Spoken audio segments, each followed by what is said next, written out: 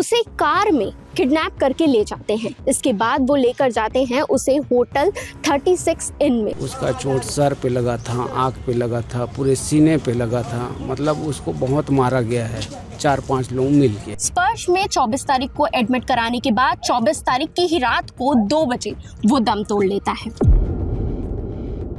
फिर रास्ते से उठा ले गया, गाड़ी से, कार से बैठा के होटल ले गया। होटल में मारपीट किए, मारपीट करने के बाद उसको वहीं छोड़ दिए।